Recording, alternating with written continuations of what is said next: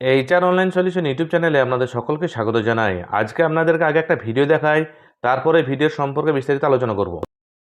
যুবসাথী যে প্রোগ্রামটা আছে, যে স্কিমটা নতুন করে লঞ্চ করা হয়েছে মাধ্যমিক পাশেদের জন্য, মাধ্যমিক পাস যারা করবে 21 থেকে 40 বছর, তাদের যেমন পরিষ্কার বলা হচ্ছে যে তারা যে কোনো স্কলারশিপ পেতে পারে, সে ঐক্যশ্রী হোক, মেধাশ্রী হোক, স্মার্ট কার্ড হোক, বা শিক্ষাশ্রী হোক, বা Swami Vivekananda merit cum scholarship হোক, যতগুলো আছে সেগুলোর সাথে কোনো এফেক্ট করবে না এটা। কিন্তু অন্য কোনো স্কিমে যদি তারা টাকা না পায়, তাহলে তারা 1,500 টাকা করে আগামী 5 বছর পাবে। তারপরে আবার রিভিউ হবে যতদিন তারা চাকরি না পাচ্ছে। 1 এপ্রিল থেকে ফাইন্যান্সিয়াল ইয়ার শুরু হয়, কাজেই এটা আমরা 1 এপ্রিল থেকে দেবো বলেই ঠিক করেছি। কিন্তু তার আগে আমাকে তো অ্যাপ্লিকেশন জমা নিতে হবে। সেই জন্য আমরা যেটা প্ল্যান করেছি, আমরা কাগজে অ্যাডভার্টাইজমেন্ট করব এবং আমরা প্রত্যেকটা অ্যাসেম্বলি ওয়াইজে 294টা কেন্দ্রে আমরা 294টা ক্যাম্প তৈরি করব, ওই দুয়ারে সরকারের মতোই।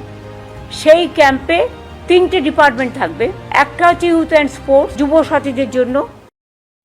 ভিডিওর মাধ্যমে আপনারা দেখতে পেলেন যে মুখ্যমন্ত্রী মমতা বন্দ্যোপাধ্যায় যুবসাথী প্রকল্প দেওয়ার যে প্রসঙ্গ তুলেছিল, আমাদের যে নিউ বাজেট, মিনি বাজেট ছিল 2026, সেই বাজেটে বলা হয়েছিল যে 15ই আগস্ট থেকে কিন্তু আবেদন প্রক্রিয়া শুরু হবে এবং তারপরে অ্যাকাউন্টে টাকা দেওয়া হবে।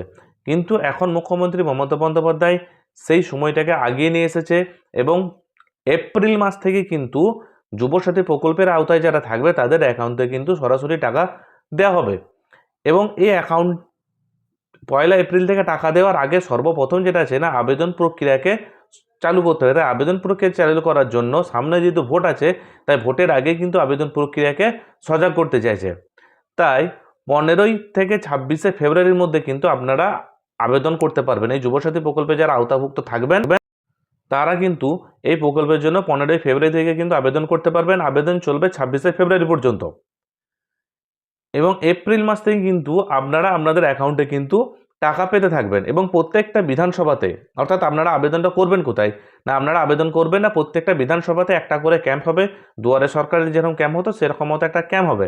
এক্ষেত্রে একটা সম্মুখীন কিন্তু সকলকেই হতে হবে, কারণ বিধানসভার আন্ডারে কিন্তু কতগুলি ব্লক থাকে, সেই ব্লকগুলির আন্ডারে যতগুলি পঞ্চায়েত আছে সবাই কিন্তু গিয়ে সেই জায়গাতে কিন্তু জড় হবে।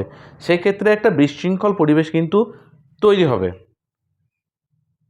এরপর আমি আপনাদেরকে ভিডিওর মাধ্যমে দেখাতে চাইবো যে এই যুবসাথী প্রকল্পের আবেদন করতে গেলে যে সকল শর্তাবলীগুলি আছে, সেই শর্তাবলীগুলির মধ্যে প্রথম হচ্ছে আপনাকে কিন্তু মাধ্যমিক পাস করতে হবে। আপনাকে মাধ্যমিক পাস কিন্তু অবশ্যই করতে হবে। দ্বিতীয় হচ্ছে আপনার বয়স কিন্তু 21 থেকে 40 বছরের মধ্যে হতে হবে। যদি 21-এর নিচে হয় বা 40 বছরের ঊর্ধ্বে হয় তাহলে কিন্তু আপনি এই প্রকল্পের জন্য আবেদন করতে পারবেন না। এবার এক্ষেত্রে অনেকের প্রশ্ন থাকে যে আমার 21 বছর বয়স হয়তো 2 মাস বাকি আছে, 4 মাস বাকি আছে কি 5 মাস বাকি আছে, তাহলে কি আমি আবেদন করতে পারবো? সেক্ষেত্রে আমি আপনাদেরকে বলবো, মনে হয় যেন না, কারণ 1/1/2026 যার বয়স 21 বছর হয়ে যাবে একমাত্র সেই এই প্রকল্পে কিন্তু আবেদন করতে পারবে। কারণ 1/1/2026 বয়সটাকে দেখেই কিন্তু এখানে আবেদন করা যাবে। এবং 3 নম্বর যেটা সব থেকে বড় খবর আছে এখানের মধ্যে, সেটা দেখুন, আপনি যদি পশ্চিমবঙ্গের কোনো একটা প্রকল্পের আওতায় থাকেন তাহলে কিন্তু আপনি এই প্রকল্পের জন্য আবেদন করতে পারবেন না। প্রকল্প বলতে হতে পারে আপনি কৃষক বন্ধু পেয়ে থাকেন, এবং অনেকে হয়তো বলতে পারে যে আমরা কৃষক বন্ধু পাই, কিন্তু এরাও তো কৃষক বন্ধু এবং লক্ষ্মী ভাণ্ডার উভয়ই পায়, তাহলে তারা কেন লক্ষ্মী ভাণ্ডার পাবে?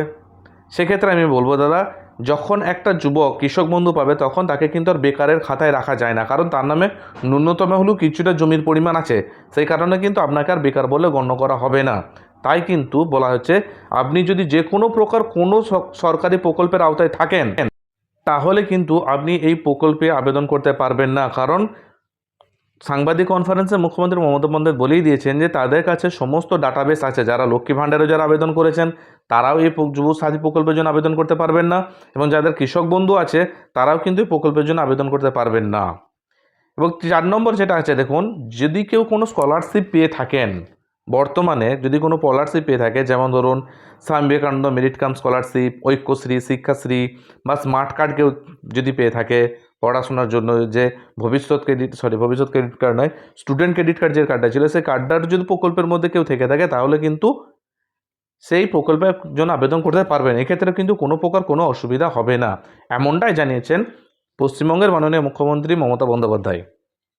বাস এতটাই তথ্য আপনাদেরকে দেওয়া ছিল। আমার এই ভিডিওটি যদি ভালো লেগে থাকে অবশ্যই আমার ভিডিওতে একটি লাইক দেবেন এবং আমার চ্যানেলে নতুন হয়ে থাকলে আমার চ্যানেলটিকে অবশ্যই সাবস্ক্রাইব করে দেবেন। ধন্যবাদ সম্পূর্ণ ভিডিওটি দেখার জন্য। ভালো থাকবেন, সুস্থ থাকবেন।